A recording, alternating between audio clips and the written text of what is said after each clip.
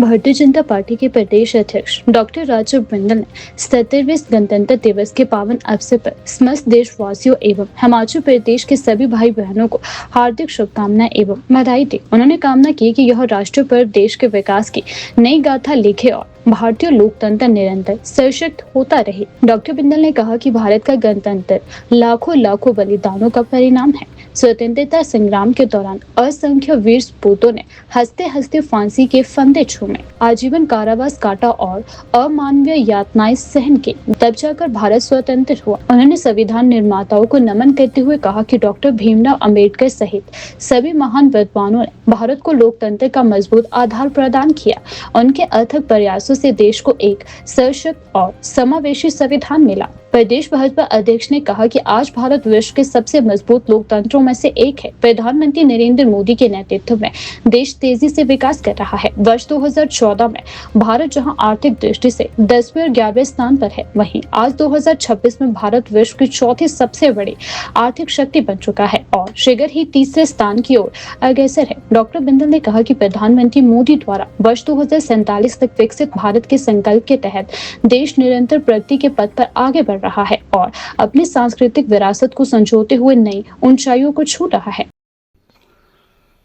संपूर्ण भारतवासियों को, हिमाचल वासियों, सभी भाई बहनों को गणतंत्र दिवस की शत शत बधाई। 77वां गणतंत्र दिवस मेरे देश में सब ओर विकास की नई गाथा को लिखे और हमारा लोकतंत्र निरंतर मजबूत हो, ये शुभकामनाएं हम देशवासियों को, प्रदेशवासियों को देते हैं। यह गणतंत्र लाखों लोगों के बलिदान के परिणाम स्वरूप हमें प्राप्त हुआ है। 1000 साल तक भारत के हजारों लोगों ने निरंतर संघर्ष करते हुए आजादी को प्राप्त किया। लाखों सेनानायक, हजारों बलिदानी हंसते हंसते फांसी के फंदे चूम गए, आजीवन कारावास काटे, अनेक यातनाएं सही, तब जाकर के मेरा भारत आजाद हुआ। और आजादी के बाद हमने लोकतंत्र को स्वीकार करके उस दिशा में आगे बढ़ना शुरू किया।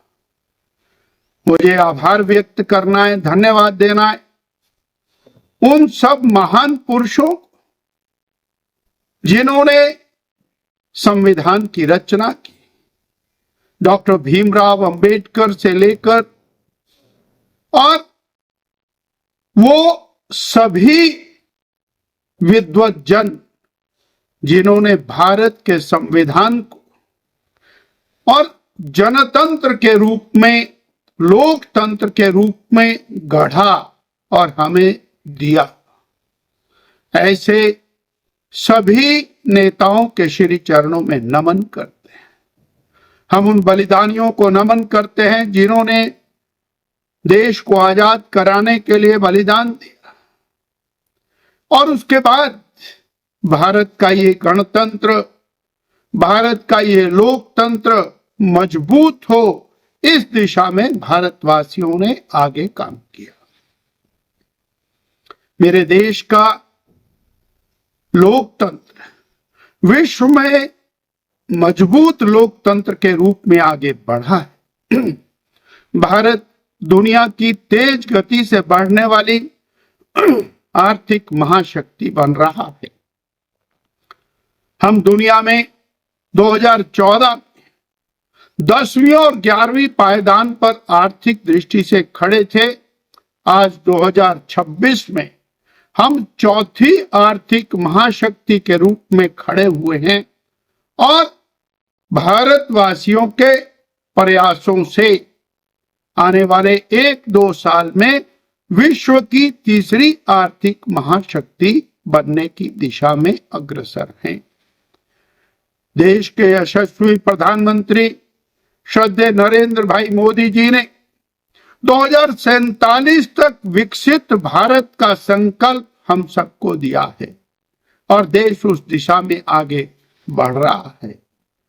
भारत की विरासत को संजोते हुए अर्वाचीन भारत विकास की नई ऊंचाइयों को उड़े।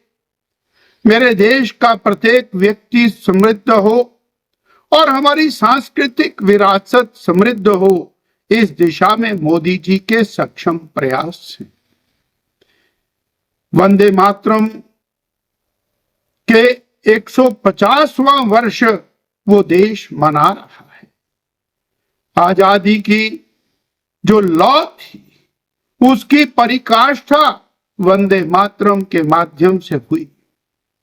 वंदे मातरम का नाम लेकर हजारों बलिदानी हंसते हंसते फांसी के फंदे चूम गए।